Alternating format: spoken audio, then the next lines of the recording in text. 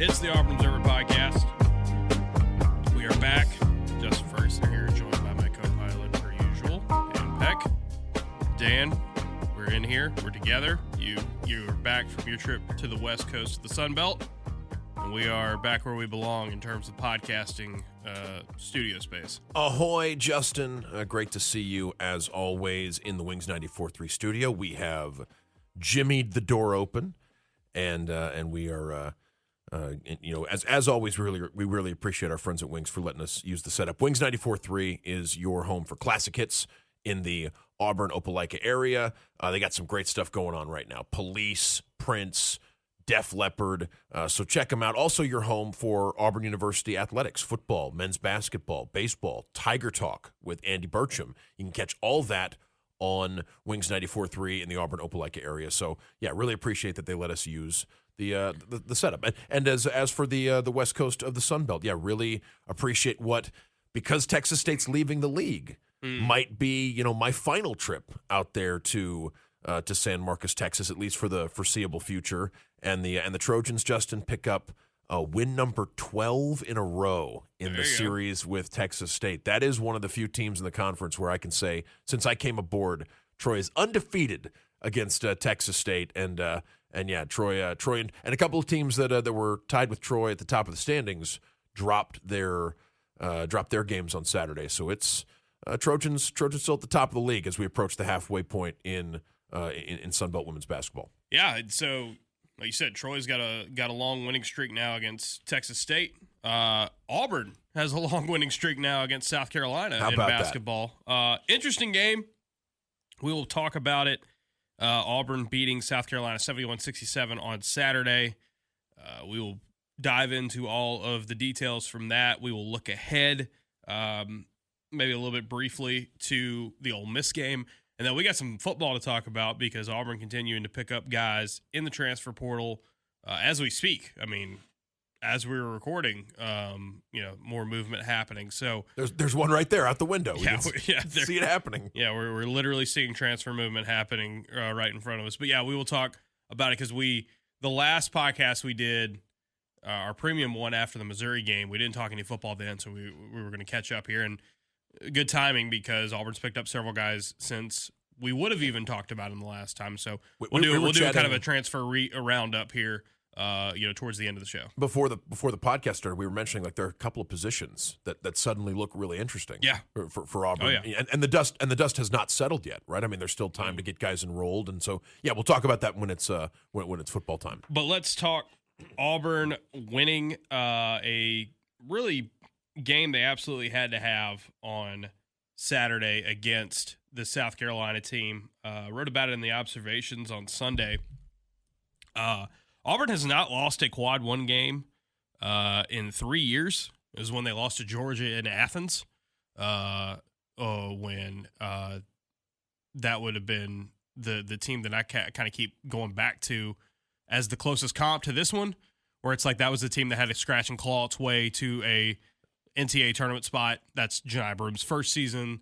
It's a team that Auburn really struggled on offense, hit a wall kind of in the middle of the year, had to emerge out of that. The last time Auburn lost a quad 3 home game 5 years ago, and they didn't go to the tournament that season, so it would have been a pretty big blow to their resume to lose to a team like South Carolina. Now, we did say coming in, yes, South Carolina got blown out by Arkansas earlier, but the rest of their losses at that point in the season had been pretty competitive, hard-fought, 40-minute games. Wouldn't be surprising if South Carolina came and did the same thing, on Saturday. They did that.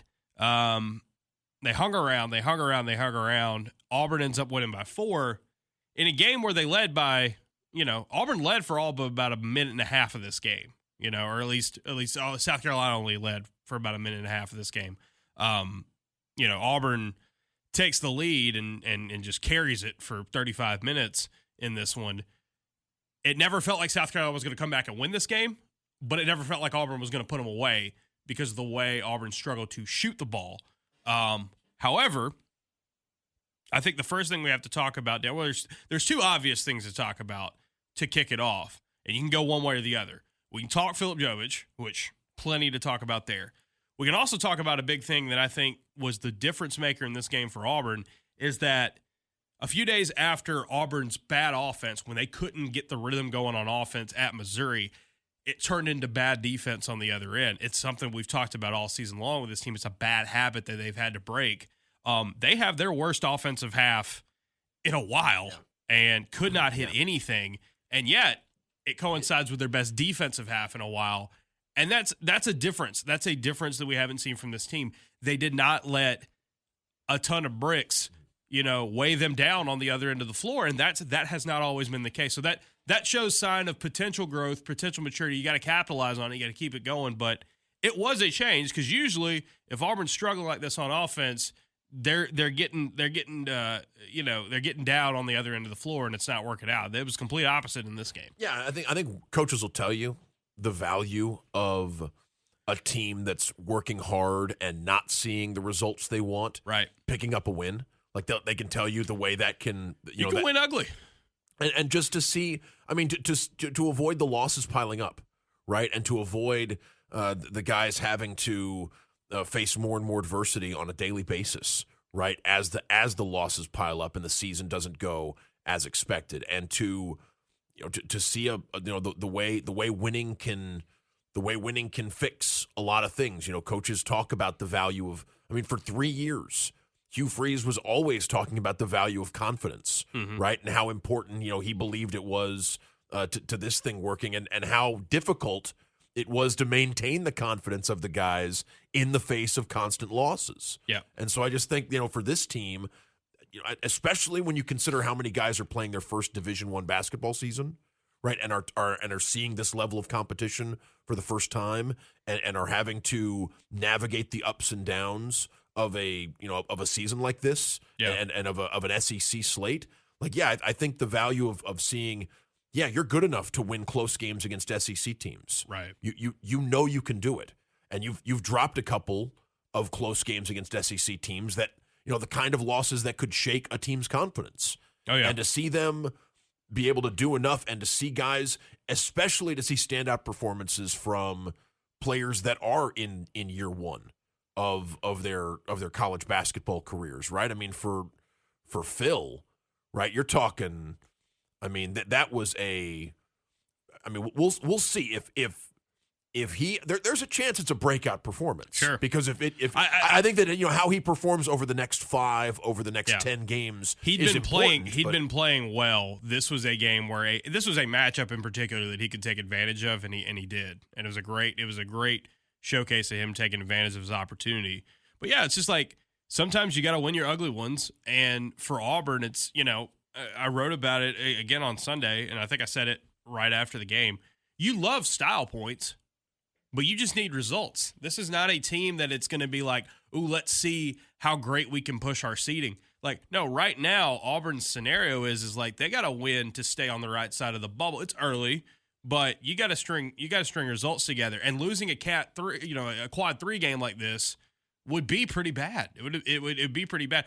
Case in point, we're talking about on after the Missouri game, it was like, well, Auburn lost that Missouri game. They did pick up 2 quad 1 wins because of the way Arkansas and NC State played. Did you see what happened to NC State yesterday, Dan? What happened to NC State yesterday? So NC State at home loses a quad 3 game to Georgia Tech, which is a pretty bad blow for them, to the point where, for Auburn, it knocks that NC State game back down to quad 2 territory.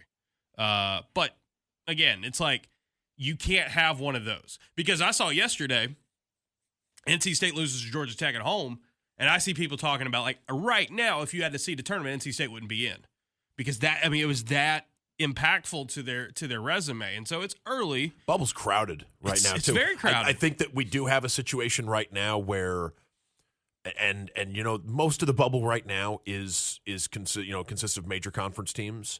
That's going to, I think, with the strength of schedule the rest of the way, you could see teams that still have a lot of chances. Teams have a lot of chances to move the needle in the major conferences with regards to their tournament resume and pick up impact wins. But you don't want things to pile up, right? You don't want that. You don't want the losses to pile up, and you don't want your team to feel like what you're doing isn't working, right? And I think for Auburn, a home loss to South Carolina and you're talking about a team that would, that would probably have to start asking some really difficult questions about how the season's going and if they need to make major changes. And instead, like you said, it wasn't full of it wasn't full of offensive highlights per se, but it was a game where you saw two teams that really didn't want to pick up that another conference loss. Yep.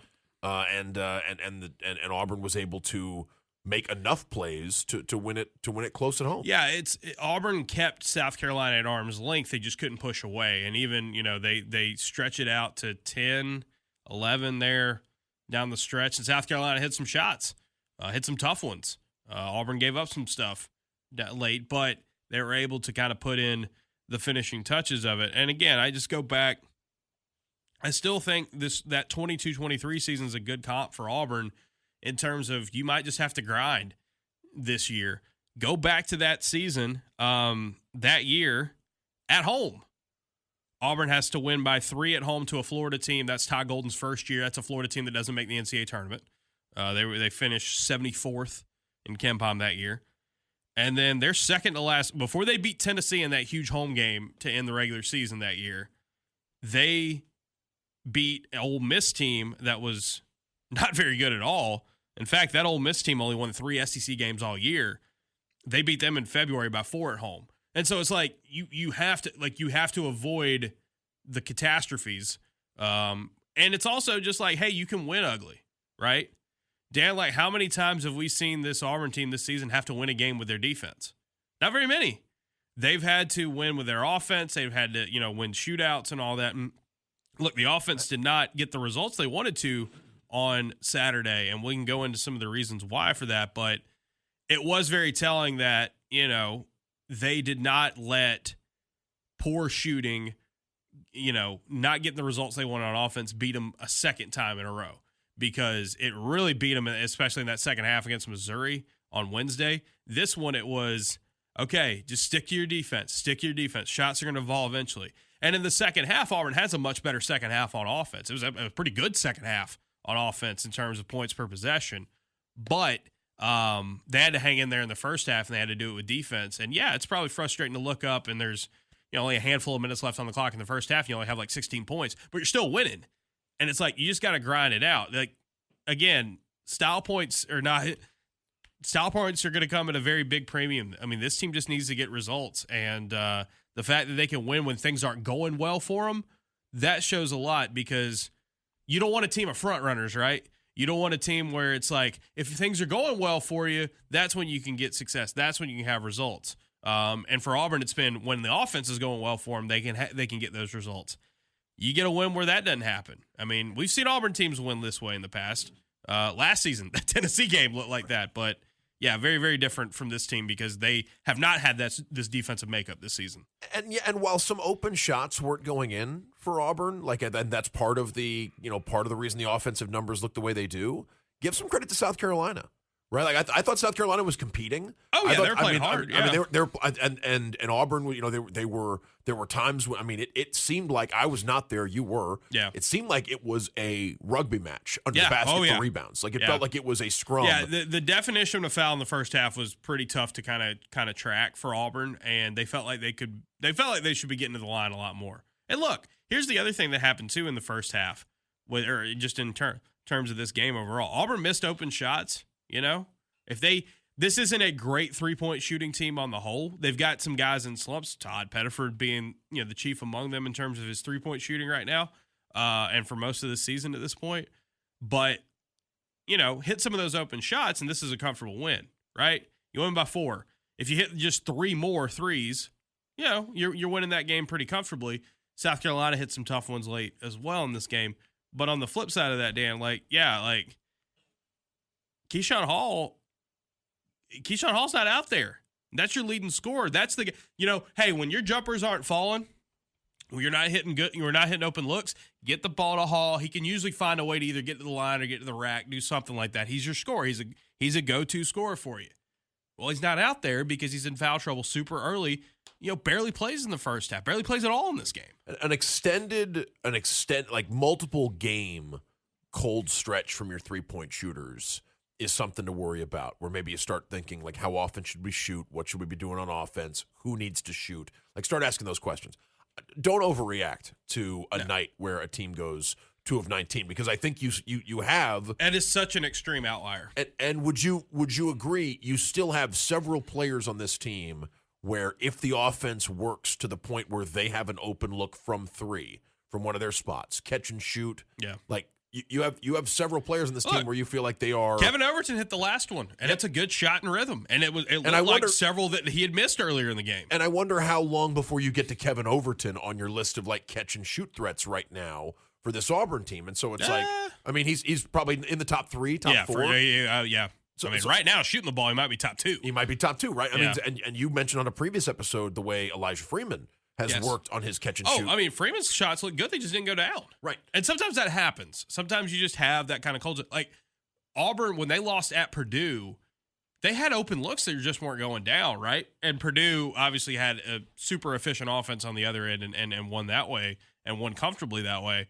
This game for Auburn, though, it was like, don't let that get in your head. Don't let that get in keep you down. And I think that's some growth, and that's some maturity, and that's some responding to what had ailed you a few days before. Now, it's like we said heading into the game. It's not just about getting right if you're Auburn. It's getting right and staying right. So it's like, Sebastian Williams-Adams said this after the game. It's that the defense can carry us. That's what travels. We got to go on the road next week and play Ole Miss and got to go play Florida on there. And those are going to be tough games. But if you bring that mentality, it's like the shots are going to come. We got to go extra hard on defense because, look, everybody knows you're more than halfway into the season at this point. Defense is the team's weakness. They got to work extra harder on defense because that is not their strength. Offense comes a little bit more naturally to them. It didn't in this game.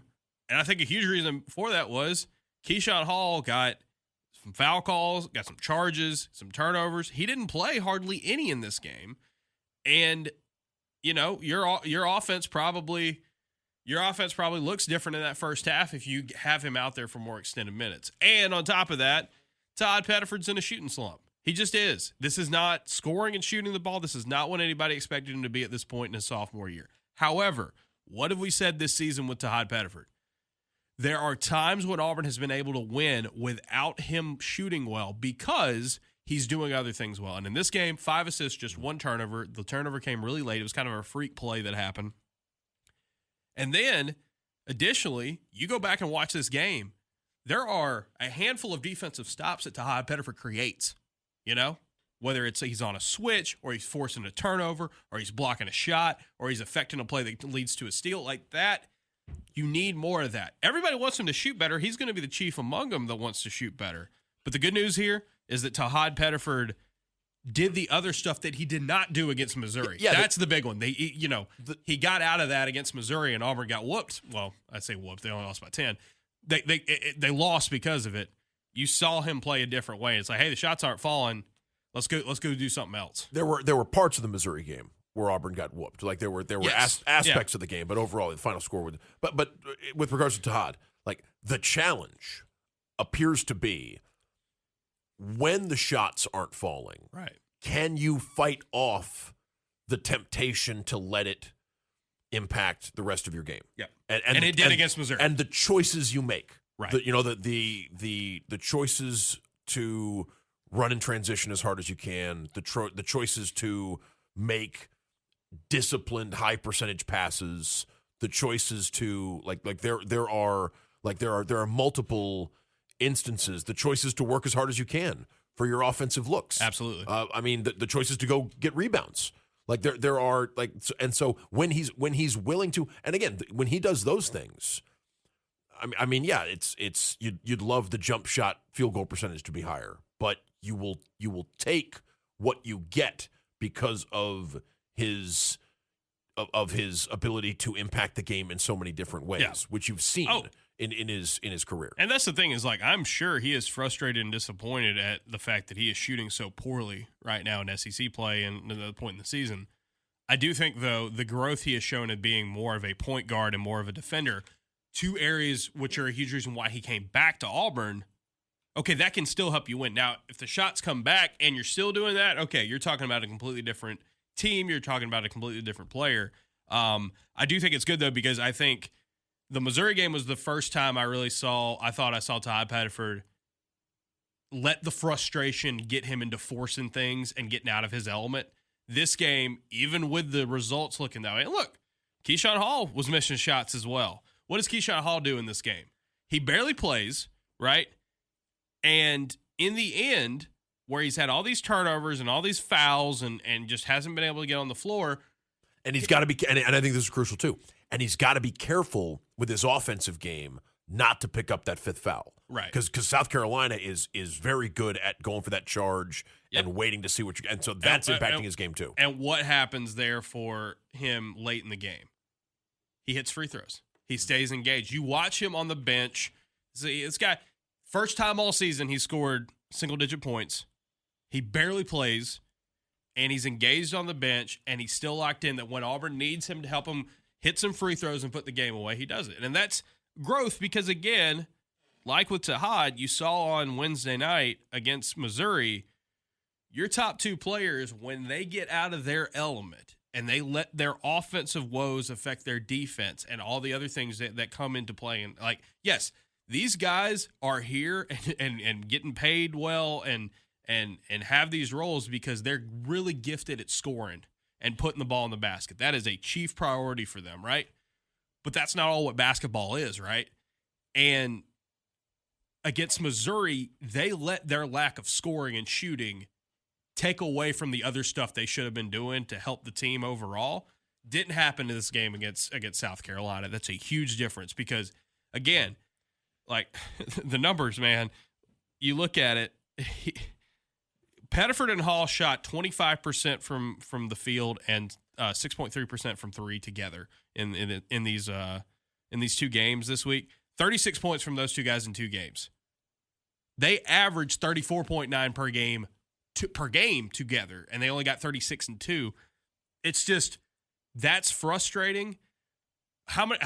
If I would have shown you, Dan, like, okay, we'll play the Dan Peck game. Oh, I love this. If I would have shown you, Dan, all right, cherry pick a aspect of the box score. Here we go. Dan, Tahaad Pettiford scores 9 points and goes 2 of 8 from the field. And Keyshawn Hall goes 2 of 7 from the field with 8 points and 4 turnovers. Auburn win that game? No, I think right. You're even if it's South Carolina. Yeah, no, you're like oh, you're in the bottom of the ocean. You think right. Like going into a game, you're in the and I tell you what, I bet in the South Carolina locker room, if you'd played the Dan Peck game in the pregame, if you'd said, "Hey guys, if I offer you right now the chance to push a button and it guarantees that Keyshawn Hall will have that stat line and Tahaad Pettiford will have that stat line at the end of the game. You can have that right now." I bet they'd taken it. Oh, yeah. Because they're not anticipating big Brovik. They're not ready for Kosovo Joe. Like this is one of those things where I think you see the depth and the balance of this team on display, and they talked about it afterwards. Right now, you were talking about it the other day about is there a blueprint for slowing down Auburn's offense? And it's like, if we blitz Hall and Pettiford that way, is that how you slow Auburn down? Is this you have a success?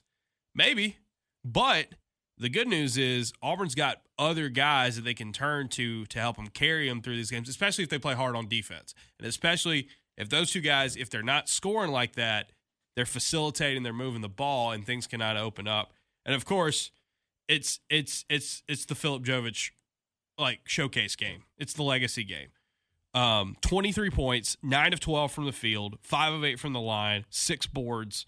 He plays the entire second half. He only has 1 foul, has a block, 2 steals, 0 turnovers. Elite performance from a guy that, Dan, just a month or so ago, people were wondering if he even belonged out here. If he even, if he was ready to have a rotation spot this early. If the learning curve was too great for right. a guy who needed to contribute immediately, especially in the aftermath of the Apurum thing, right? It's like you needed minutes from Jović, and you look and for a game like this one for Auburn, like to see him step up in the absence of Keyshawn Hall, like you said, for a lot of that foul trouble, like to see him maximize his minutes Yeah, gigantic. And look, the different ways he was scoring, right? Yeah, Like I mean, Auburn was collecting a ton of bricks on jumpers, but what were they going to be able to do in this game? South Carolina does not have rim protection. They do not, absolutely do not have rim protection. And Lamont Paris said after the game, "Look, I'm a believer in not doubling. I hate doubling. I don't want to double. I don't want to send doubles. I want to play defense the way God intended, basically ethical basketball." And he said there came a point. That's what the kids are saying these days, Justin. There came a point in the game where his team, his players looked at him and said, "We got to start doubling this guy." And yes, most of the time because of Murphy, because of Hall, and at times of Jović, Sway. Teams have been doubling the post for Auburn, and they've been sending a lot of doubles and challenging Auburn's ball control and trying to get it out of guys' hands and stuff. That's been the way to go. This Auburn team is not as good of a catch and shoot team as they've been in the past, so you can feel like you can do that a little bit more, and risk that, leaving that open. They didn't do it. South Carolina didn't do it. They knew they weren't going to do it, and so Auburn comes in knowing that South Carolina's not going to double and says, "Hey, Philip, you're going to get that ball in the post, and instead of looking to pass, go score the thing." Because this South Carolina team is not as big, as long, and as athletic as some other teams they've faced down low this year. And guess what? Filip Jović got to look like what he did when he was playing ball out in Serbia, which is he's the most athletic big out there. And he does such a really good job in this game of getting the first step and being creative and using angles. Playing like, you don't want to delve into stereotypes too much when you talk about basketball players. Like, he played like a Euro big man. He got crafty, but he also did it with some power and some speed to it as well. And South Carolina was not prepared for it. And could play above the rim too. Absolutely. I mean, I think that some folks when they dunked over a couple of guys. Yeah, I think some folks when they hear crafty Euro big man, they might start subliminally like it's like unathletic. It's like no. Like he's still like that. That alley oop is, that's a big time finish. Yep. And then the steal and dunk, later in the game it's one of the best plays you've seen from an Auburn player this season, and it's just he goes out there and gets it. And again, you were talking about the learning curve, like the light's coming on for him.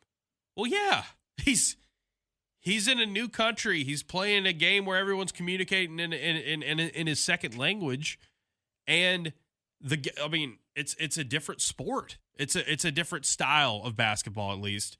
And there were some tough times. There were some rough stretches early on, and he was kind of teeing off a little bit more on the teams that didn't have the size to compete. But this is an SEC team, and it's not just that, Filip Jović can only do this against a team like South Carolina. He had a double-double against Georgia in his very first SEC game, right? Well, think back to he's rebounding the ball really, really well right now. Only the A&M games have been the only one where he hadn't really done a ton in SEC play, to the point where, if you look right now on KenPom, he leads the SEC in conference play in 2-point field goal percentage and offensive rating. He leads the SEC in offensive rating right now, which means the offense is at its best. Yeah, the offense is at its best when he's on the floor compared to everybody else.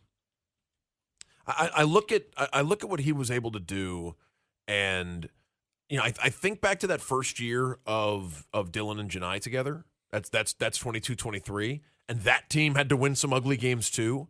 And I guess you just have to it's about perspective. And while it's true that in college athletics, you're talking about a football season or a men's basketball season or women's basketball season, you're talking about this year. Nothing is guaranteed about the future, yes. and you don't know who's along for the long term ride. Who's in it for the long term, and who could be playing somewhere else next year. The thought of this being the beginning of something with Phil and Sway. Who maybe need a nickname as a tandem, right? As the two freshman bigs, we got it, but they're. And if you haven't seen or listened to or read the transcript or the video or whatever of the Filip Jović and Sebastian Williams-Adams press conference after the game, it's the most heartwarming thing you'll ever see. These are two guys. Look, man, let's just. This is a teenager from Houston Okay? And a kid from Bosnia who has been playing professional basketball for the last several years. Like, in terms of who they are and where they came from in basketball, very, very different set of circumstances.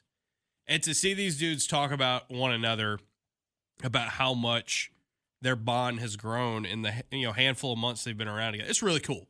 That's really cool stuff. That, it's one of those things that only really sports can provide. And it's cool to see also that college sports, as professionalized and as crazy as it is now, with everything going on and all the forces with NIL and, the portal being open and you can move at any moment and rules and eligibility and all that, the money, that like you still have that. That was really, really cool. But yeah, that tandem was pretty good because Jović played the entire second half. He needed to against South Carolina because he was whooping them and stay out there. Was doing a good job. I thought he did a much better job on defense than he has been recently. And then you have Sway out there who doesn't have the finishing night he wants to around the rim, but rebounds the heck out of the ball, plays a lot, and contributes a ton for his team. And those are two freshmen. Those are two freshmen who are having to step up big in a game where some of the older guys just didn't have it. And that's a good sign. I'm told, I've done a little bit of research about this, that Bijeljina, Bosnia Herzegovina is like that city. Bijeljina it's like the Houston of Bosnia and Herzegovina. So maybe there's some little connection. Yeah, there. I believe that's so they're those guys. But no, you're right. Like it's a cool story, and for two guys who, I mean, you think, I mean, Auburn did just finish up with 3 years of Dylan and Janai. Mm-hmm. Representing a front court and changing their games considerably over the course of that. And by the way, not to take a victory lap, quick sidebar, if I may. Sure. We both were saying over the summer that while Dylan Cardwell may not necessarily do the things that the NBA draft prioritizes, don't be shocked at all if he earns his way into minutes very early in his NBA career. With the right team in the right situation, with the role he plays, absolutely. Well. Yeah, he's doing a great job, and I think the Kings are perfect for him. I don't know, did you see the thing where the interview with Westbrook about Cardwell? And they talked to him about him because, obviously Cardwell's kind of the story right now for the Kings. DeRozan really likes him, too. I've seen those quotes. Westbrook was like, I tell him, man, don't change it. Don't change who you are for anybody. And if there's anyone in the world you need to learn that lesson from, it is Russell Westbrook. And so I think that's a perfect tandem. And guys like DeRozan and Westbrook have seen it all in the NBA too, right? Yeah. Like you think about their careers, and I mean, you're talking about two guys that were drafted like during the Bush administration, right? And that's the thing is like the situation I think is big here, right? Because on the flip side, you have Janai Broome, who just had a 50 ball in the G League. Like he's too good for the G League. Might not quite be ready to be an NBA guy on a consistent basis for the Sixers who, have Joel Embiid and who have, it's like the situations kind of matter at some. But yes, to your point, you got to see that tandem grow together. And I know a lot of Auburn folks want to see this tandem grow together. And there's highs and lows. Like we have seen both of those guys have some games where they have to go through some rough stuff really early. But when they're both clicking at the same time, it's a whole lot of fun. And look, Jović looked like a guy who really took this matchup well. And again, he's not going to be able to play a team like this every single night, right? Not everybody's going to defend him like South Carolina does. But I think you said this earlier today. It's like, could it be the start of something? I mean, look, at this point, you look at him so far, Filip Jović, let's see. I'm going to pull up his stats right now in conference play. So Filip Jović in conference play at this point is averaging 9.6 points and 5 rebounds per game in 18 minutes. It's excellent. Let's see. His per 40 numbers in conference play. Second in scoring on the team, second in rebounding, fourth in blocks, third in steals. Like he's playing really, really well right now in conference play. So how about this? What's the path to more minutes? if more minutes could be helpful for Auburn. Yeah. For Phil. By the way, Jović by far the team leader in PER and win shares per 40 in conference play as well. What are sort of the ways? I think we saw some of it last night, which is a Jović Murphy front court at times, like letting Jović play the 4 a little bit more to give him, like, it's not just you're just the backup 5. We obviously know that Keyshawn Hall can play the 3. And we obviously know that Elijah Freeman can move down to the 2 if you can. We saw Sway play some 3. And I want to see the versatility of those 3. Yeah, feels really I want to see what right Sway does. Sway can definitely do it, I think, on the offensive end. Sway guarding 3s or defensively having to be up more on wings, that's the one I'm going to kind of see, because I think in the second half when South Carolina got going a little bit more on offense, you saw them attack some different things on the perimeter. Something you have to live and learn and kind of adjust to. But, yeah, I mean, he's definitely earned more playing time. And, look, Stephen Pearl said this on Friday or before the game, right? He said, we got to find a way to get him on the floor more. And he goes and plays the entire second half the next game against South Carolina. And, look, like I said, not everybody's going to line him up like South Carolina did, but he took full advantage of the situation. And you don't need him to be that guy every night because, you know, most nights you're expecting Keyshawn Hall to carry a lot of the scoring load. You're expecting, those Elijah Freeman didn't score at all in this game, which is crazy.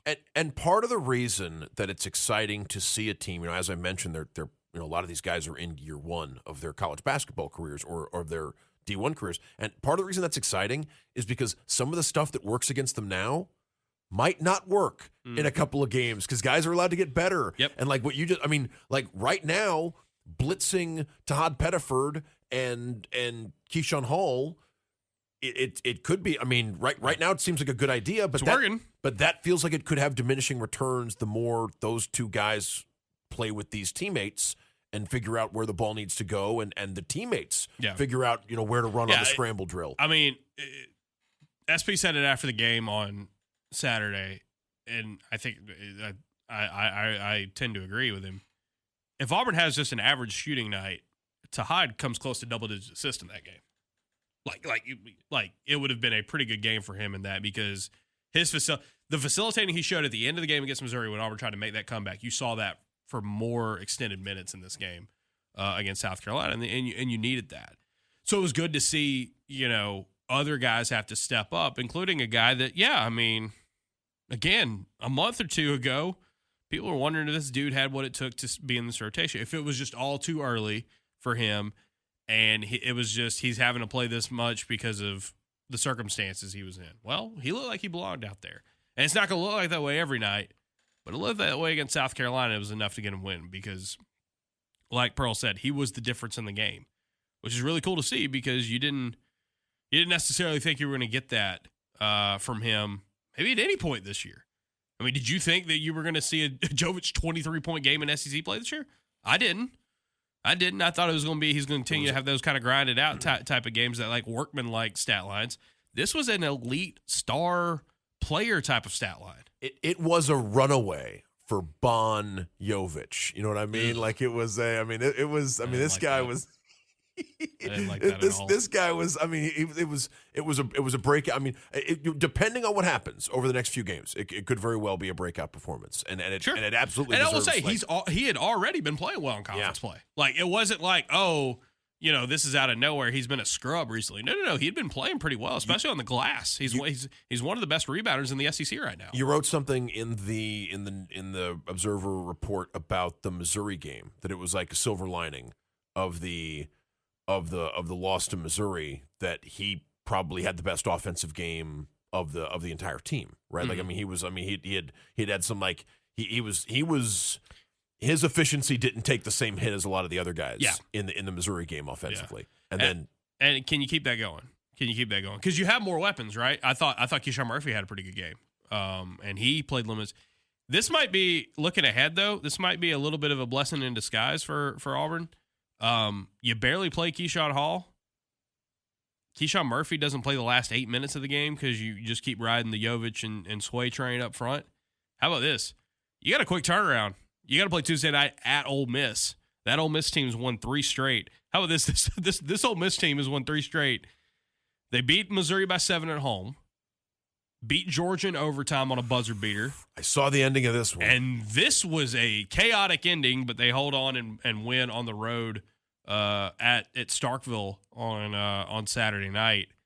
And so now you're playing a team that's won 3 straight. That they were 8-7 and 0-2 in SEC play, and now they've kind of turned things around. And Ole Miss is another example of anybody can get you in this one. And so if you need to make that quick turnaround, make that quick turnaround where you didn't have to give your guys too much. You played a slower paced game. You some guys, not by their own choice, especially in the case of Keyshawn Hall, got to rest up a little bit more, didn't have as much of a heavy of a workload. And some of these other guys got to carry it for a little bit more. KO being a big one in that as well.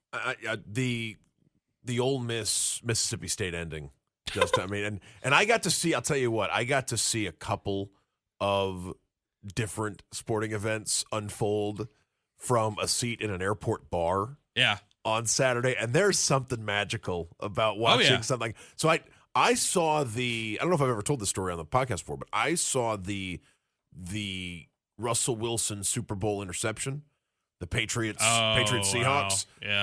I was about to get on a flight from LAX, and so I'm watching that in a crowded sports bar somewhere at LAX with a whole bunch of people, and just the sheer panic, right, in the aftermath. And I can't imagine. Like I mean, it was I'm sure that there are different you could name different events like that, but I was so roundabout way of saying, Justin, I got to see some of that Bills Broncos ending from the same seat. I mean, and seeing that is just madness, and the ending of Ole Miss Mississippi State, right, was just sheer. What is it? What is it? That's what is it, like 4 shots, including free throws, were missed in the final 10 seconds of that game? It was something like that. Well, and some of the crazy shots you see down the stretch. Yeah. I mean, Hubbard's like 1 for 14 or something in that game, and he bombs one from deep that State had to have. So yeah, that's something great about seeing games like that unfold, and just amid a crowd of strangers who are living and dying by the play too. It's crazy because, like, you look at this Ole Miss team, and we're going to have more of a preview of this game on the Observer on Tuesday. We're going to be heading out to Oxford for that game, so don't have the full breakdown yet. Want to dive in a little bit more into the stats and get our full scouting report. My brother does a really good job of those, and still working on them right now. But I will say this: it was kind of funny. Here's what Ole Miss's last week. So Ole Miss wins 97-95 in overtime at Georgia, right? They hit 11 threes in that game. Georgia hit 15 in that one. Then they go play against Mississippi State, and they go 2 of 20 from deep, and State goes 5 of 27 in a game that comes down to the wire. It's tough to know what to really expect from this Ole Miss team.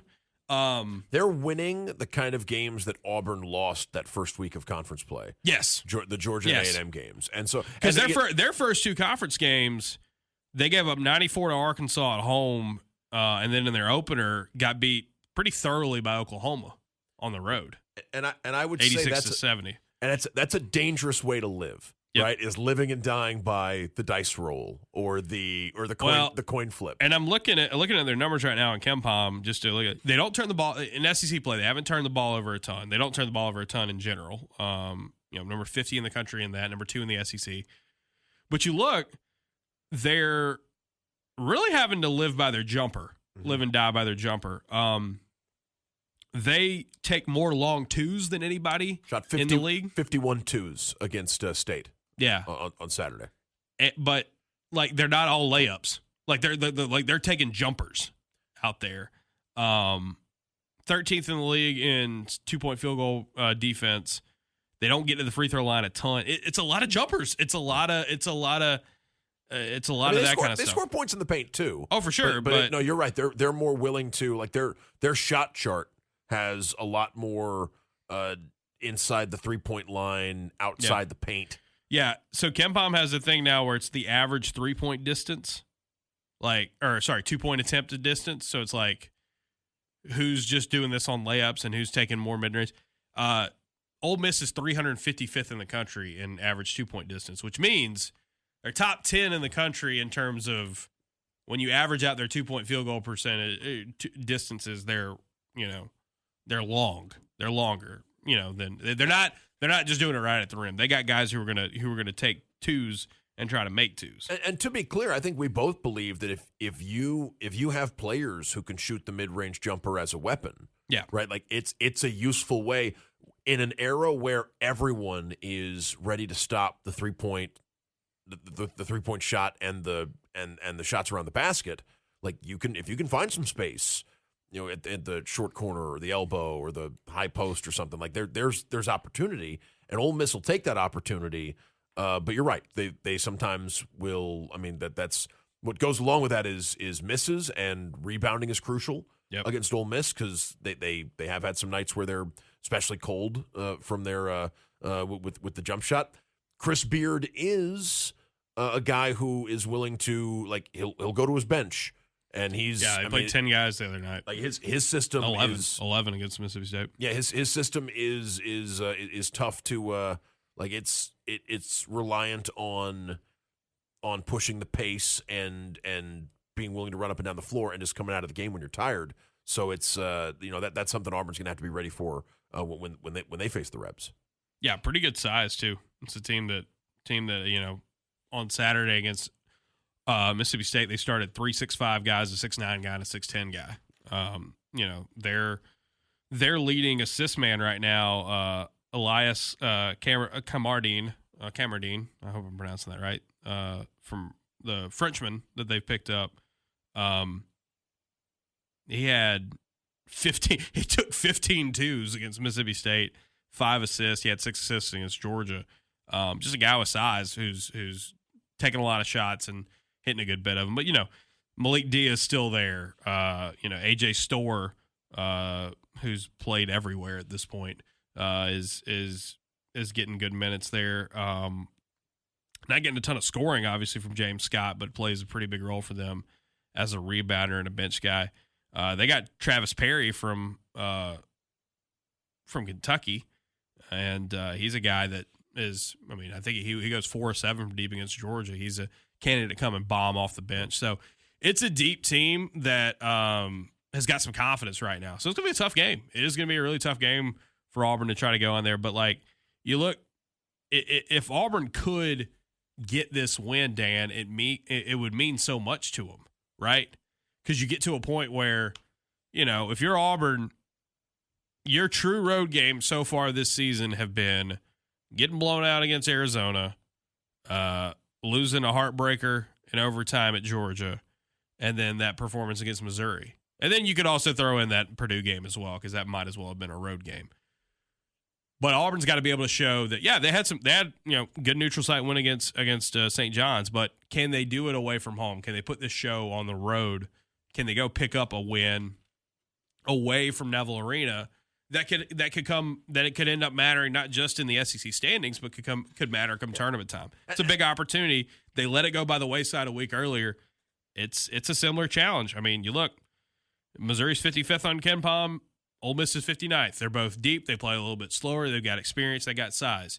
So what were the things you did not do against Missouri? Can you go and do them against Ole Miss with this turnaround that you had? And it's going to be tough, especially when you're still trying to find your shot again, especially with your top 2 scorers. And can you avoid the letdown of we're not at home anymore?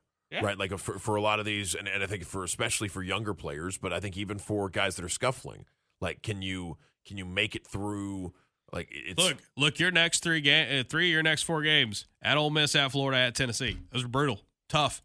Ole Miss is the most gettable one of them. It looks like on paper. It's a big opportunity to try to get one because, Florida and Tennessee, those will be put on a brave face and give a ton of fight. This one I'll be very interested to see what the line looks like.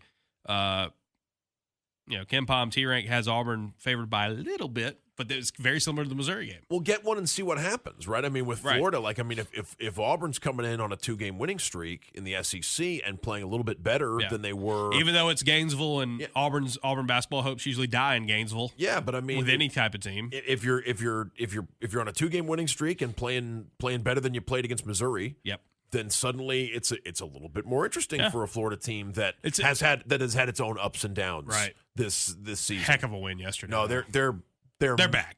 Yeah, maybe playing they're playing. Look, they're top 10. They're top 10 in the league. Top 10 in the country. They're back. Totally legitimate. If you want to tell me Florida's playing better basketball than anybody else in the SEC right now. Yes. If you want to stay, yeah. I mean that's yeah. Yeah.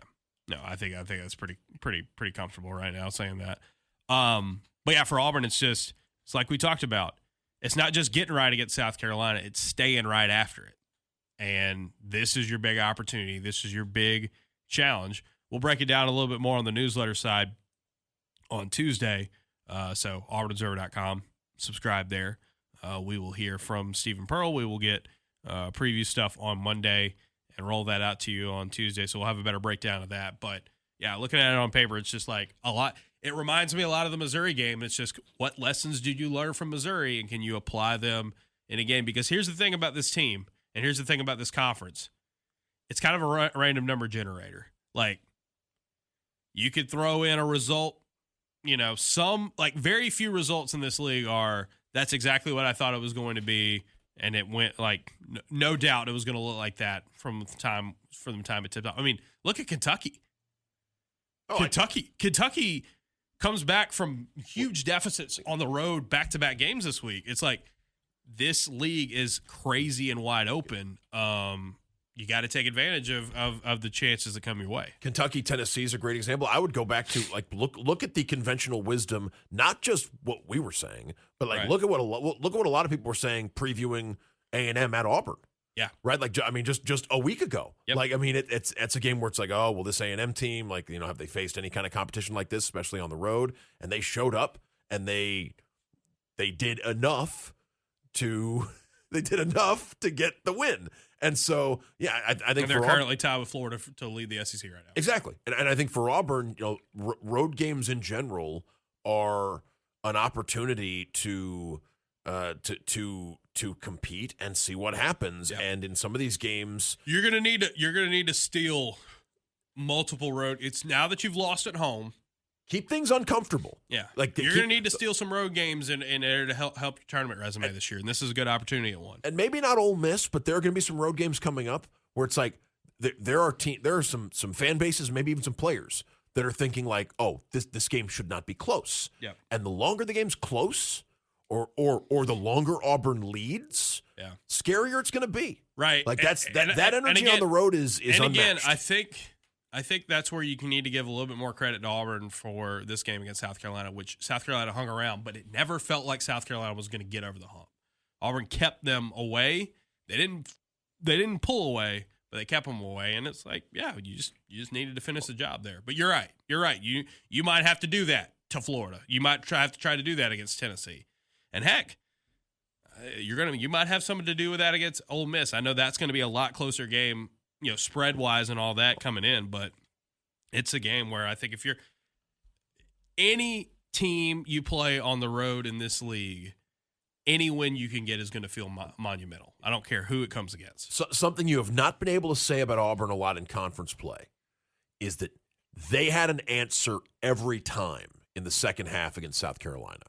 And if this Auburn team can have an answer every time for when they need a response, to change the momentum, if they do that, I think that I won't be shocked at all if the game in Oxford is close or even or goes well. Oh, they have the ability to win that one at home. Sure, for sure. And then like I said, keep in mind Arkansas beat them at home and then it's keep winning and see what happens. Yep, for sure. All right, let's move on. Stay at the table, right? Stay at the table. Stay at the table. Let's move on to the football side. We have got a lot to talk about, boys and girls, when it comes to Auburn football. As of right now, and I'm double checking right now to make sure I haven't missed anyone. But it looks like Auburn has gotten their roster up back in the 80s. I think they're now over 30 incoming transfers in this class. There's still work that they can do. There's still work to be done. There's still time to bring guys in, but this roster is really starting to take shape. And there was this stretch when everybody was leaving, where there was a ton of panic. I really think, though, Auburn's done a good job of filling a lot of needs and picking up a lot of pieces here, because we knew this was going to happen, right? We knew that once you can actually start bringing dudes in, there's going to be a parade of good news. You just had to get through the bad news if you're an Auburn fan heading into it. I like some of these pickups they've made here recently. I got to figure out the cutoff point from the last time we talked. All right, so real quick, the last time we talked football, Bryson Washington had committed. Yes. He had arrived. Jake Johnson, those guys. We talked about the big fella from App State. And I feel like we had mentioned some of the offensive linemen, right? But maybe they had not. Right. Maybe they hadn't made it official yet. Yeah. So and that includes the 2 South Florida guys. Right. So let's pick up here. Let's look at the last week basically, and we'll start with Tristan Tia, the quarterback from Oregon State. Auburn getting a guy with some, FBS experience to come in, back up Byron Brown, maybe see what you got for the future. We'll see. What kind of eligibility left? Several years. Yeah, several years. He is a redshirt freshman. He just played just enough to still get his red shirt this year. Yeah, so. I think that when you think about what Auburn tried last year behind Jackson Arnold, right? It's you'd love to have. Just in general, what you'd want in a backup quarterback, if you feel good about your starter going into a season, or if you feel like you know who the starter is going into a season, what you'd love to have behind that quarterback is the potential to get better and one day be your starter, or start in case of emergency immediately. Yeah. Or some combination of the two, right? If you can get both those things in one player. A guy who could be your backup right now, and you feel like would be ready to play, and also could be that guy, the answer. Yeah, we'll someday. See. He's an interesting fit because 247 had him as a 4-star coming out of high school. Was a guy that did pretty well on the West Coast camps and all that. So he's an interesting pickup. It's Byron Brown. You get him healthy, but yeah, you need to have a backup playing. They got him, Lachlan Hewlett, who redshirted with USF already, kind of has been in the system, and then Reese Brush, who they got brought over from the USF class that they had. So that T is an interesting one for sure. Shamar Arnaud, the corner from Florida State. Arnaud is an interesting cat because he was once committed to Auburn and kind of bounced around a little bit, ended up at Florida State. And this past season, for Florida State, played in a handful of games, started a handful of games for Florida State. So he's a guy who's a young guy who's been in the fire. He's going to have 3 years of eligibility remaining. But a dude Auburn wanted out of high school. He's in the portal, second chance. He's already familiar with the school, maybe not the same coaching staff, but familiar with the program. Popping back in, more depth at corner. Which when you lose Kayan Lee and Jay Crawford and some of those guys, you would picking up a guy that has that ACC experience who started some. That's a good player to build around, especially in this. We'll talk more about the secondary as we go on, but that secondary's got a good mix of some vets and some young guys who have at least gotten a taste of what it is like to play big level college football. So I like Arnaud fitting in with a new boy Fagans and an Eric Winters and some of those guys who got to make their mark early on, U.S. freshmen this season. It seems like Alex Golesh is has a couple of positions where he wants quite a bit of competition, right? Just based on the number of guys that you could conceivably see contributing. Right, it's he wants to have, he wants there to be options for the position coaches to utilize. If a guy's having a rough night, or if you want to ride the hot hand, I think that and there a couple spots in the secondary seem like you could describe them that way now, and without tipping the hand as to other guys we'll talk about it. It does seem like as it was blurry as to what secondary would as to what corner would look like, with Kayan and Jay Crawford going into the portal and going elsewhere. But it seems like Auburn has they've gone out and between retaining retaining why am I blanking on Bobble? Oh yeah, I mean with Woodby. Between retaining Woodby and being able to go out and supplement the position with some guys with experience, like feels like they've done a pretty good job out there at corner. Let's talk offensive line, because the last time we looked at the offensive line, it was like they were starting to build, but let's see what else they could go get. At that point, Joe Simmons and Stanton Ramil had committed and signed. It looks like those guys would probably be in the leader, in the leading the club in the clubhouse, leaders in the clubhouse right now to be Auburn's offensive tackles next season. But we'll see. They go get Cole Best and Cole Skinner, the two Coles from USF. Both guys who graded out pretty well for USF this past season, have some starting experience, know the system. Interior linemen, be very interested to see, if they're instant starters, if they're going to provide competition, because Auburn's gotten more there here recently. Jacob Strand, a guy who had played several spots with some starting experience at Oregon State, and then Jack Lehrer, who they signed from Stanford. So going out on to the West Coast and picking up some guys on the offensive line. To this point there, Dan, TJ Hedrick coming in, redshirt freshman from Ole Miss, had some good offers coming out of high school.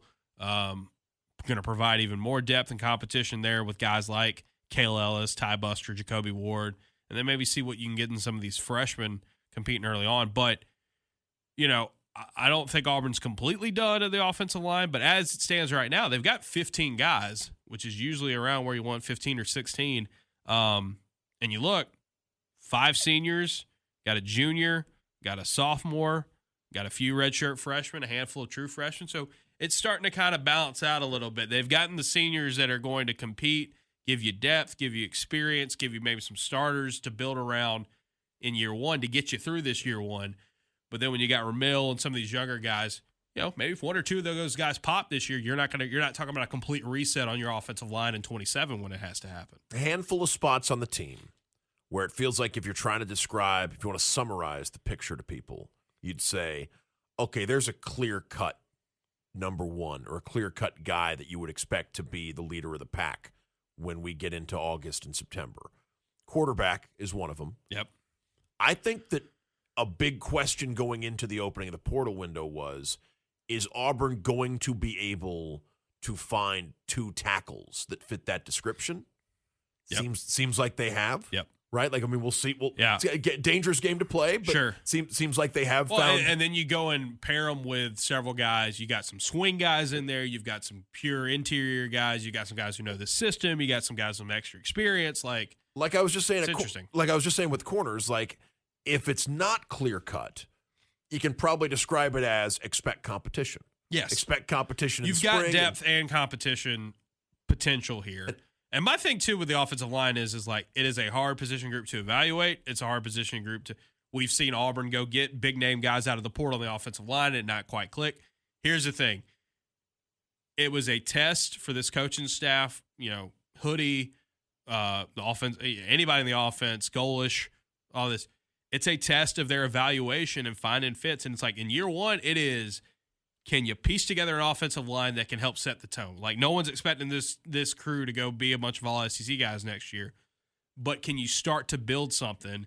And the best way I think to do that is get some guys some experience, get some guys with some upside, throw them in there and just say, hey, let's go to work and see who comes out on top. And if it works out at tackle, right, with the 2 guys that you've seemingly bet pretty big on in the big fella from Michigan State and Ramil and Simmons, yeah, and then Joe from JMU. Like if it works out with those 2 guys, I feel like you have enough options internally at guard and center to maybe experiment and see what and find out who the best guys are.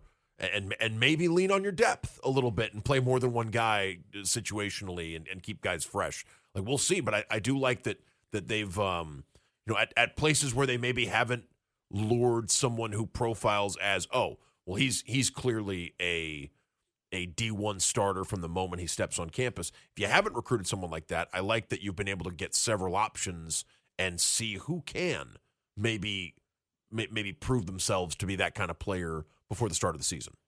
All right, up front on the defense, Walter Mathis Jr., Buddy is his name. Love that. 6'2", 285, was at LSU. He played a role for this LSU team this past season. It's a guy who, coming out of high school, was just a 3-star. Or I'm sorry, he was a 4-star. My bad. Was a 4-star.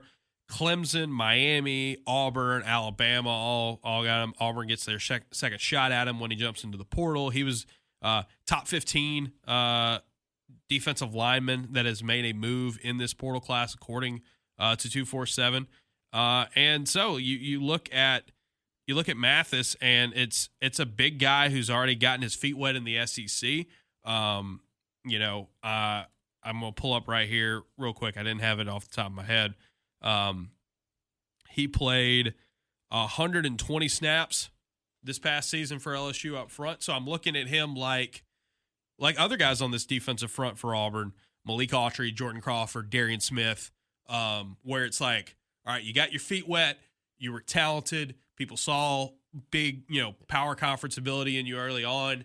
Can you continue to grow and move up? What do those sophomore step-ups look like for those guys? So I think he's going to fit right in with Autry and Crawford and Smith, those guys that Auburn's banking on to take that step forward now that they're going to have more responsibility on this defensive line with Vontrell King-Williams coming back for another season. Yes, it seems like players like this kind of feel like lottery tickets sometimes, and sometimes you need the bodies, but get some bodies like you've gotten some G5 guys like Cody Sigler and others on this defensive front where it's like, okay, you've gotten dudes that who have experience and have production, but they're taking a step up in competition. These guys they might not be as experienced, but like these were set out to be like, okay, these were SEC players. These are SEC caliber players, and let's continue to lean on them and see how they can develop, and maybe a couple of them will pop big for you. And I guess it's not derisive when I mean like they represent kind of lottery tickets for a program. No. Because maybe it works out and they contribute some and they're part of a rotation, or not potentially. And in that case, if it doesn't happen with every guy you bring in from the portal, you can survive that if you're developing and making correct choices elsewhere. But like sometimes you get Xavier Atkins. Like that's sort of what I mean with like a lottery ticket. Like what was Yeah, I saw somebody who would have been like, when the committee's like, oh, he only had like a handful of tackles at LSU last year. It's like, yeah. Do you know who else only had a handful of tackles at LSU his first year and then became one of the best? Like, yeah, you see what you like. But it's one of those things where what was Asante, right? When Auburn, well, it was like when they got him. Xavier Atkins, it was like your coaching staff was like, that guy, I want that guy. Wanted him out of high school, he's the guy I want. And I think you're getting to do this again here in Vontrell King-Williams, bringing out a guy that he wanted out of high school. You get a second shot at him in the portal, see what it comes up with. All right, let's talk about the best name that has been picked up. Oh, yeah. Scrap Richardson. An excellent, not only is he a really intriguing defensive back, but his first name is a good first guess in Wordle. Yes. And so I'm all about this guy. Scrap Richardson, real quick story on Scrap Richardson. He was committed to USF at one point. He became a blue chip, like 4-star, flipped to Notre Dame. Notre Dame said, hey, you're going to play receiver. We'll let you play receiver. Well, he goes to Notre Dame, doesn't play this season, goes into the portal. Auburn's going to bring him in as a corner, reuniting him with DeMarcus Van Dyke. Look, it's a guy that did not play this past season, so it's like, and didn't even play the same, like didn't even practice at the position Auburn's trying to bring him in for. But coming out of high school, top 15 athlete in the country, 4-star across the board, really versatile player from the state of Georgia. Awesome name, good length, good ball skills. We'll see how quickly he translates back to the defensive side, but that's another, Dan, you said it, lottery ticket. This is another one you go get. Go like there was that run early in the portal where Auburn was getting a ton of USF guys and Group of Five guys, and there were some people like, "Oh, is this all you're going to be able to get?" Like, no, and now you've got that established. Now you got that foundation. You got the experience, you got the familiarity. Now go try to hit big on some dudes. Like go try to get some guys that were, the type of players you want to sign out of high school year in and year out, and take advantage of your second or third chances. At landing them, and so Scrap Richardson in the mix, great name.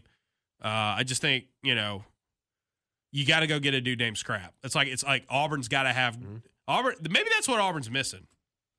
Auburn needs a nickname first name guy back in the mix to get them back on track as a program. Now you have New Boy. But they haven't fully committed to New Boy on the roster. And I believe and Bobble is as of last year. No, but I need a tank. I need a big cat. I need a smoke. I need a smoke. Yes, I need where it's like that is your name. And I think Scrap Richardson can end up being that guy. Without tipping our hand too much as far as like other guys we're going to talk about. Like what's your? We only got two more after this. Okay, well, yeah. What's your sense of what Auburn's done at corner? Right. I mean, you look and I think it's like a mix of young and old. It's a mix of young and old. You look at the corner room and it's like I think you're banking on Andre Jordan to be good right away for you and to be one of your top corners. Pleasant stayed, right? Pleasant and Anthony, as far as I know, and Champ Anthony's a guy you can move around, but these guys didn't go into the portal, and I think you can still get announced in the next couple of days as you're in, but like our grad transfers aren't a thing anymore, right? Like it's not I don't think you can switch teams. I don't know, because I did see somebody was saying this week where it was like just wait till after spring ball and people are going to be trying to force their way out, and legally, like, what are they going to do to stop them? So I don't know. I really don't know. But let's assume for the purposes of this that like you're back. If you had, and here's why: because if you had the option to go into the portal, like why would you? How does it help your situation to wait until May if you could go right now or wait until whenever you're talking about? And it's a maybe, and it's an uncertainty. Yeah. You're right. So I mean, I would say for the purposes. But of this, you get Jordan, Pleasant. Maybe a guy like Anthony, depending on where they play him. Pleasant had some decent moments in coverage last year. Like that's would be back.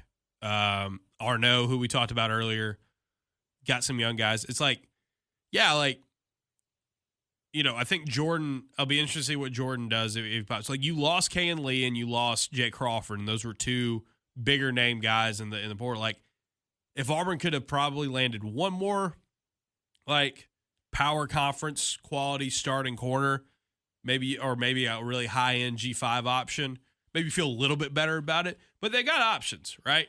And it's not going to be a situation where after next season, it's like, well, who's going to play corner? You could bring some of these guys back and continue to develop them. Lee and Crawford both transferring to teams on Auburn's 2026 schedule, as a matter of fact. Yeah, good players. Very, very good players. And guys you're going to see again. But I don't think that was their priority in the portal. Here's the thing. I think they happen. They're both excellent programs. It's not. Yeah, I think at corner for Auburn, I think you're playing a little bit more of the longer game, right? Scrap Richardson as well being in the mix there. You got some other young guys, down the line that you might be able to kind of play with. So it's a younger room, but it is a little bit deeper. And it's like, you would have liked to have brought back, I think, if you were Auburn, a Crawford or a Lee back in 26. But with the guys you've been able to fill into the portal, you might be better suited for the future because you got some depth there. All right, got two more guys to mention here that we haven't talked about yet. Let's go to the most recent one. We'll go to the other DB, and then we'll end with the big dog. Jack Luttrell. Dan, have you seen Jack Luttrell yet? Because this was right before we recorded. He popped for Auburn. Tennessee, Arizona, right? Yep. And had familiar with Banks. Yeah, coming in went kind of viral for his game against Shadur Sanders. Yes. Right, like had a very it was a couple of interceptions and. Played, contributed for an Arizona team and 39 tackles and 3 picks. It did not play much this season. Redshirted pretty quickly. Yeah, and I don't want to claim to be an expert on Luttrell's game, but like safety to me is a spot where it's full of intriguing options. Oh, right? yeah. We just talked about New Boy a little bit, but just really regards to his name being his name or not. But between the retention of New Boy and Winters, and the belief that Champ Anthony can also play out there if he's one of the best options, Sylvester Smith is still an option at either safety spot. There's a ton of guys at safety and nickel. Gaskin is who's going to come in looking to contribute. So that's somewhere where I guess with Scrap they like him more on the outside, but corner, we'll see. You even signed. You signed Tootle, who's coming in from junior college, and you just convinced Jacoby Matthews to come back. Yep. To come back. Yeah, and so, there's a lot of depth at that safety room, and be very interested to see how creative they get back there with those guys. Latrell, and if you see separation, yeah. Like to me, like if a guy can prove himself to be like, you know what, of that mix, I'm indispensable. I'm someone that absolutely needs to be out there a ton. Latrell's an interesting cat.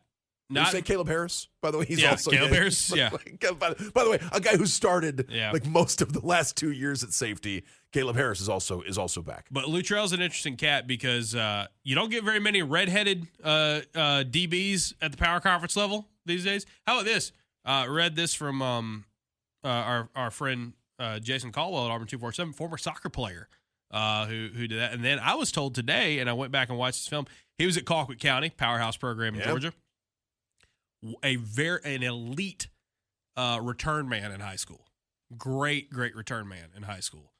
So maybe that's something to keep an eye out on for punt return, big time punt return. Troy's women have a player from Colquitt County, so I'm very very familiar with John Samushenker.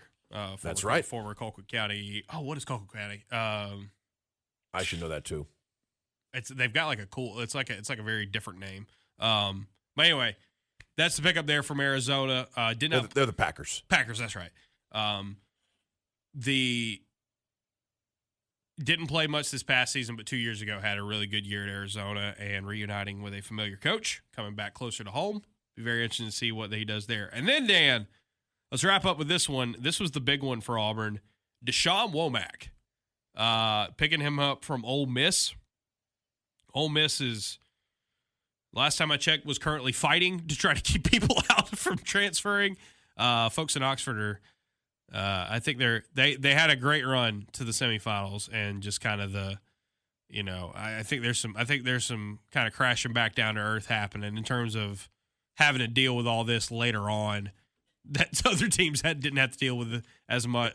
Other teams dealt with earlier. Are they a victim of the schedule a little bit too? They it's like, definitely a victim. You want to be in the final 8 or even the final 4 of the college football playoff. It's a thrilling ride for your program. Look, there are going to be guys who play in the national championship game on Monday night and go into the portal, and it's open season for them, and all these other teams are going to be able to go after it. And to think that, like, if you have at this point, if you have an exodus of players. Yep. It's been tough to recruit because the future's uncertain as far as how positions look, and you can't really make promises. You don't really know who's in it, and to suddenly have to make up all this ground and to recover if a lot of your players go into the program, it could set a program back. Washington, a couple of years ago, right after making it to the championship game in DeBoer's last year, yep. Like that team a year later looked completely different, and they'd taken a big step back at some critical spots. For Ole Miss, look, I don't think they're going to fall off the face of the earth. They've got resources, they've got momentum. They can still, like, they're still a place where, like, there's reason to believe they can maintain some level of this success if they can stay as a consistent, what they've been last couple of years. They can stay as a consistent contender for the college football playoff. That'd be really impressive in the face of what seems like it's going to be a lot of roster turnover. So Deshaun Womack going to the portal, signed with Auburn. I tweeted this on Saturday after Auburn got him, but just kind of running it down real quick again. Here's a guy that I think this is your Amaris Williams replacement. And it's your Amaris Williams replacement that has a little less eligibility, remaining, but is a more proven product. he has been a guy that has done a lot in his time in the SEC. In 3 seasons at LSU and Ole Miss, 39 quarterback pressures as a rotational guy at defensive end. Former 5-star, played at St. Francis, so he's familiar with some of these guys on this Auburn staff, some of these Auburn players. Can play with his hand down or he's standing up. He can move around, versatile edge rusher. Really good run-stopping grades for him, and is continuing to kind of build out as a pass rusher. 6'5", 260. I mean, Auburn needed a splash guy at edge rusher. Like, you go get Nate Johnson, out of the portal, App State, Missouri guy. Jared Smith's back, and they like his upside, obviously, after his first season at Auburn. And he stayed. The buzz around Jared reminds me of the way folks felt comfortable projecting Amaris as a contributor in year 2. Right. Even though the first season you didn't see a ton on the field and he didn't But play. what you did see you saw more from Jared in year 1 than you saw from Amaris in year 1. Sure. But it's like, but it's still while it seems like a big jump to go from what Jared Smith was in year 1 to, kind of close to, like, if you're projecting the roster right now, feels like he's a clear-cut starter going into spring practice at one of those defensive end spots. Yeah, I mean, you're probably going to need him to kind of step in and help replace what you lost in Kieran Crawford for sure. And I think for a guy like Womack, it's the Keldrick Falk. Yep. That was what Amaris Williams was going to be for you. You lose Amaris Williams to the portal, and you go get a guy who was a former 5-star who's gotten some more experience in the SEC. I think this is a big-time pickup for Auburn. I want to see how he's able to go. Like, when you look at some of the guys they've got in the trenches, with like Autry and Crawford and getting Sigler and what we can see out of Mathis, Darian Smith and those guys, the amount of depth and speed Auburn's got at linebacker with the Riddick coming back with Atkins, obviously Melendez, Diaz, you got a pretty good freshman class there. I think they're going to be able to get creative with some nickel and some DB blitzing as well. I think Auburn's going to be able to engineer a pass rush, but you need some dudes who can go set the edge and be big dogs for you up front, and this was a huge pickup for them. On the defensive line front, you would hope that the taste of college football that some of those highly touted freshmen got is gonna sort of set them up for a lot of success. I mean, the fact they've got that linebacking core, which looks like one of the strengths of the team. Oh yeah, right now. I mean, the fact that Auburn, those 4 guys that you feel like could give you a huge performance on a given basis. Yep. And there's reason to believe any of them could take a step forward. Oh yeah. From what you've already seen. Like, I mean, yeah, with a defensive line where, I mean, you heard Vontrell talk about it a lot, like wanting, I mean, he wants everyone to play as hard as they can and as well as they can, but the plan is to play a lot of guys. And the plan is to cycle it and get 6 or 8 or even more than 8 to buy in on those roles. And so, yeah, it seems like they've done a pretty good job finding some players that would fit in with that mantra. It's a good class. I mean, there's still some spots left. There's still some work that could be done. I'm looking at this roster right now, just kind of laid out in front of me. If I'm Auburn, you maybe think maybe a little bit more up front on defense if you can get it. Maybe another offensive lineman that you feel like can contribute for you. If one of the 2 guys we were just talking about, Womack or Smith, turns into like a pass rusher that people are genuinely like worried about, and a guy that folks feel like can be an impact player, it shakes things up a little bit. At those other 10 spots. I think you could maybe use like I said, another a return to form from Riddick. I think would also be. Sure. Because it's fair to list that, and it's like, all right, especially in this league with the quarterbacks you could face next year. I'm still so interested in Riddick as just a pass rushing guy. But we'll see. I mean, and it's like, he's got he has to recover from surgery again. And there's probably more of a need from it looking at this 26 team on paper than you had the last couple of years as far as finding a pass rush specialist. Because where's the pass rush? Where is the pass rush going to come from? And if the answer is Womack and Smith, it's like Johnson can get in there. And it's like, boy, is this a really important next 9 months or so for those guys to show that. And if it works, and if you're right that those 2 guys are ready to be impact pass rush players in the SEC, Yeah. Could be a good looking defense. But I look at this team at this point now, Dan, and I look at it and I say this roster is like a lot of it is like, if you could get another this, if you could, and it's not like, oh, there's like an overwhelming need, right? I think you've done a good job of addressing your needs. I think it's not a worry, it's not a concern. It's just something I find interesting, just to kind of put a pin in. Auburn went after several receivers that weren't the USF guys to try to add another one. Let's see if they can get another one, because I think the USF guys can be able to plug in, know the system right away. But you could tell Auburn wanted to get a little bit more, right, when you go after some guys that went elsewhere, Ohio State, Alabama, LSU, like some big name transfers. But it also makes me really interested in Bryce Kane and Sam Turner and the Smith brothers coming back, and like, what did they do? Like, can they provide some of that, some of that you may have been looking for in the portal from a non-USF guy. But yeah, really, again, on paper, we'll say it for months, until we get out there in the season and see what happens. Like Bryce Kane, for at least a year, has seemed like someone who, if his number is called, would be ready to rock. I like how he's heading in the right. He was heading in the right direction. It's just a matter of a depth chart being, and again, I also think the system could be really big for him. And what it would have looked like with more playing time for Bryce Kane, it's like, I don't know. I don't know either. But the fact is, like, I mean, I think there's a logical explanation for why you didn't see it, and it could. I mean, yeah, I'm really curious to see what his development is like, because that's a guy where it was a topic of conversation quite a bit during the season, that we'd be there in the viewing windows, right, watching Bryce Kane and think, right, if Auburn needed him, like, to contribute immediately, seems like he'd be ready to go. 100%. Yeah, again, put some finishing touches. This team on paper is not going to be as recruit star ranking talented as we've seen the last couple seasons from Auburn. But again, is it a group that fits? Is the talent evaluation from this new staff, did they get what they were looking for?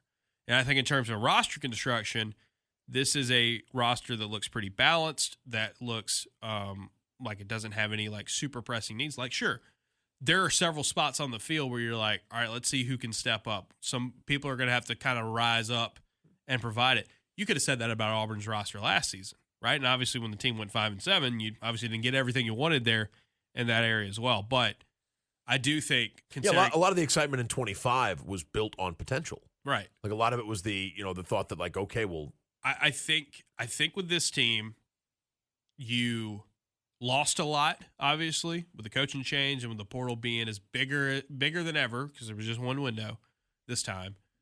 I think you lost a lot, but I did think you gained a lot as well. And it's, if these pieces can click together, and if this new coaching staff, if these new systems can be the upgrades that Auburn needs, especially on offense. Obviously, you're bringing a lot back on defense. You have your same defense coordinator.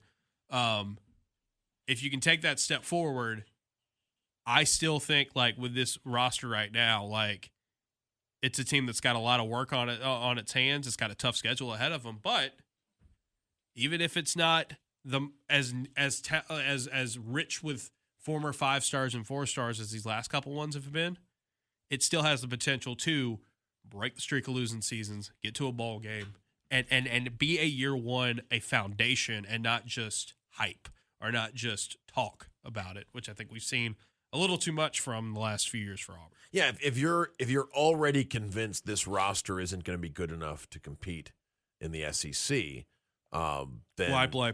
Yeah, well, no, and also, and look, and you could end up being right. When the season starts, but you could very well be right. But a roster full of superstars. Yep. The last couple of years was also struggling. I saw for the last few seasons, I saw rosters that did not have Auburn's talent level: Vanderbilt, Arkansas, Cal, Missouri, even. Others come into Jordan-Hare or Auburn go on the road in winnable games and lose to them. Kentucky, and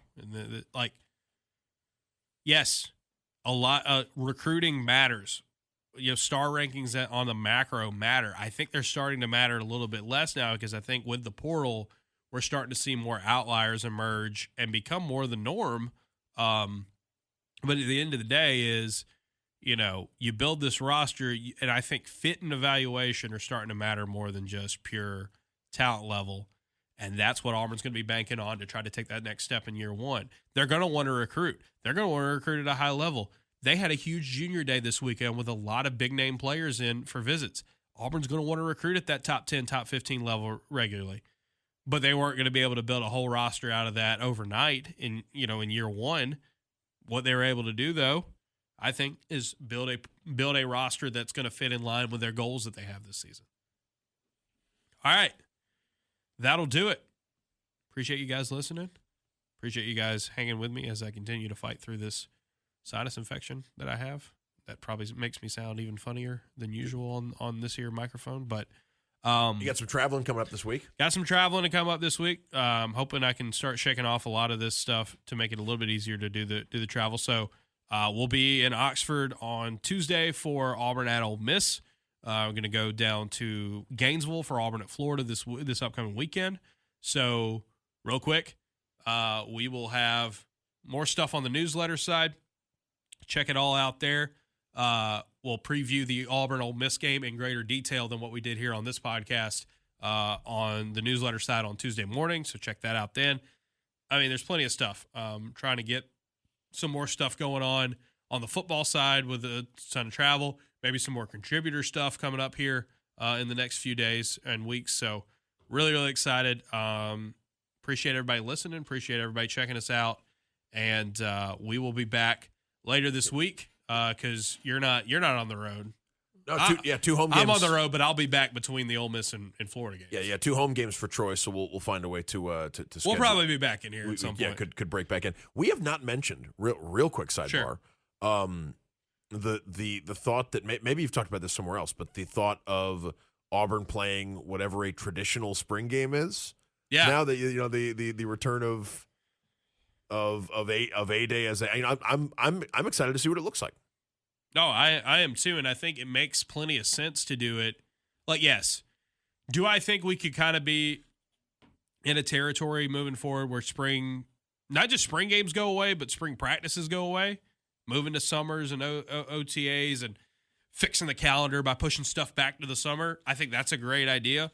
But as long as we're in this world, in this cycle, a year one team with so many new faces and wanting to kind of put their stamp on of like, here's what we're going to be, here's what we're going to look like. I think going back to a traditional spring game format makes sense, even if it's just for this 1 year, because they're gonna want to get people excited about this instead of just saying, hey, here's a practice and move on. Like, I think people are going to want to see a little bit more sizzle and get on. And also, hey, spring game's the week after the Masters. It's a little bit later this year, so don't have to worry about that, conflicting with anything there. So, hey, I think it'll be a good time.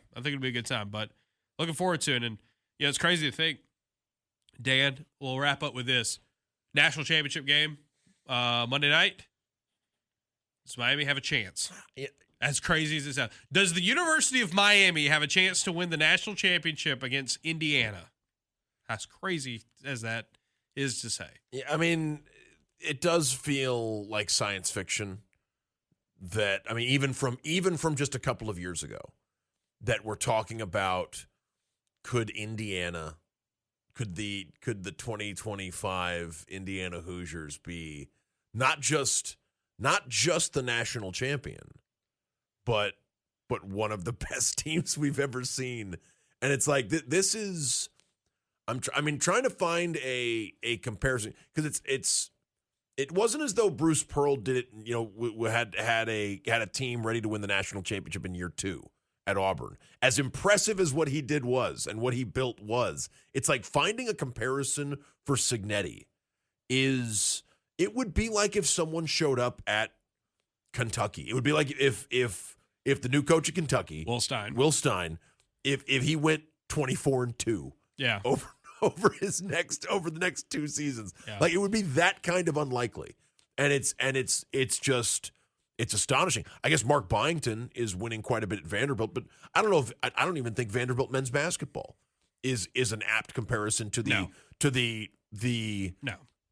The if Vanderbilt men's basketball would have made like the Elite Eight last year, and but what I mean is as far as the futility, like with the way not even close. I mean because that's a huge part to me. That's a huge part of the story is that this is not a place that had a ton of success in foot like this. I mean that's the thing with Pearl is like Auburn was that team. Yes, in the SEC. Yeah, I don't know who that would be now. It's tough. It's tough to find something like this, in recent college athletics, and it's super impressive. And yeah, I think like as great as the Cristobal National Championship in Miami story would be, too, sure. for a guy who has had that program clearly means a lot to him.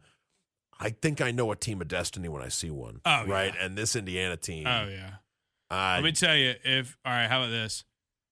If Indiana wins on Monday night and they win comfortably, they better than 19 LSU? That's a great question, isn't it? It's a fascinating because question. They do it in totally different ways. That 19 LSU team was an unreal collection of talent, and they executed at a super high level. This Indiana team just might be just like, what if we just got a bunch of robots out there and they just never made mistakes? I'll tell you that team the Georgia team that destroyed TCU wasn't challenged all that much either, because that's the year Stetson Bennett quietly has one of the best seasons in SEC history, and they were dismantling teams as well. That Georgia season is one of the all-time great one of the great teams. Then I guess I keep going back to that was the 22 team. Yeah, the 20. Well, they that's the missed field goal by Ohio State in the semifinal, right? Right, and then it gets them. Yeah, like Ohio State almost beat them. Yes.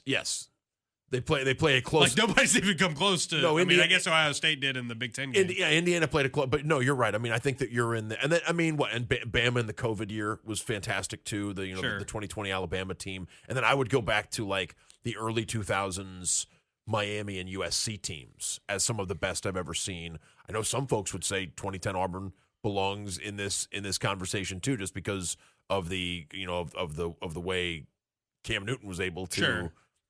But no, I just think the fact that Indiana is could very solidly earn a place on that list of teams is truly incredible. And I would point out too, just like the Dillon thing, another quick victory lap for us. We both came away from that Cal game. The Cal Mendoza? The Cal win at Auburn. Oh yeah. We both came away saying, of all the things that just happened, one of them is that kid's good. That kid's got it. I was doing AP for that game. So I had to go to the Cal press conference, and I was just really impressed by him. He came into the locker room he came into the post game with Wilcox, and I was just really, really impressed talking to him as well. And it oversimplifies things to say it's all quarterback. Because there are you can point to examples that prove that it's not, but the fact is, it can make such a gigantic difference. And if you've been watching Auburn football the last couple of years, you know that better than anybody because of some of the quarterbacks that you've seen. It's why I pull up the 19 example. It's with Burrow, it's just Mendoza's they're just not, guys are getting open and he's hitting them, and it's just easy. And that's where there's probably a point to be made about Byron Brown in here too, as far as it's so much of it's about quarterback that's where things hinge with Byron Brown. But we were saying amid all of that, whatever it is, magic, it factor, that thing that tough to describe that quarterbacks need to have. Mendoza showed it at Jordan-Hare Stadium, and it's not, if you remember that game well, it's not all that shocking what he's been able to do with a really good roster around him in Indiana. Yeah, I agree with all that, but I also say this: it would be very Miami to be the one that screwed it all up, because that's kind of their thing, right? It'd be very Miami for them to be and you thought this was going to be a coronation, and here we are, the team that you know, the national championship returns to the ACC. Well, and then also it's like if you're Miami, you're like, yep, we're the old bad boys of college football. And I know they don't have that image anymore. I know it's different, but like, yeah, the Rock isn't fighting mascots right now. Sure, but it's like Miami, like Miami coming in here and doing that to you. It would be hilarious, especially considering what I think Indiana is about to do to them on Monday night. So, sweet dreams, Carson Beck.